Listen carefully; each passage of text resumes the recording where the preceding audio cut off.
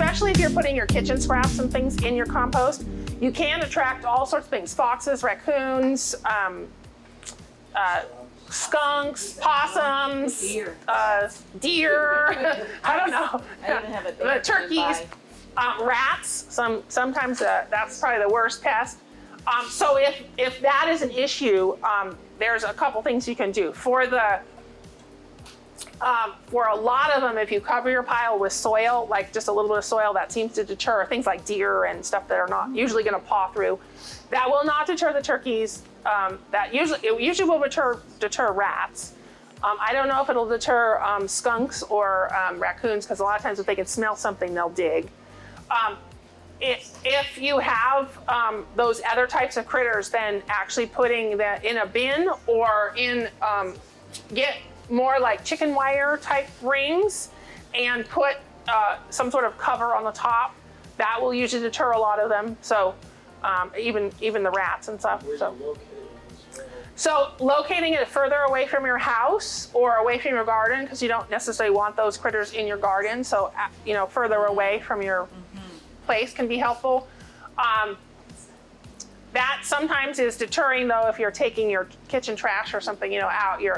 I have a little compost container that I have on my kitchen counter that has a filter in, and it has a lid and a carbon filter so it doesn't ever smell. And then I just take that out, once a day or so. But that is if it's further walk. Mine's a little bit away from the house, but not too far. But so just kind of deciding on those sort of things. If you do have one of the compost, turning ones like we were talking about, those usually keep most critters out. So maybe that's a good solution if you just are having a lot of critter problems. Or the bins with the securing lid, those also work pretty well for that. So worm composting is another way of composting, and that can be, especially if you have a small area where you don't have a lot of room to compost. Worm composting can be vermicomposting or worm composting can be a great way to compost. Usually you have a bin where you have worms in there. They're red wiggler type of worms.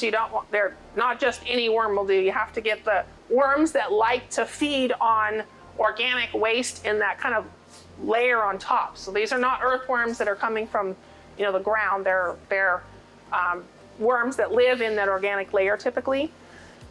And then you're feeding them material. Worms tend to like to kind of drink their nutrients, sort of like a slushy or a milkshake or something. So the more you can kind of pre-rot those materials before you put it in your worm bin, the better for your worms. They'll break it down faster.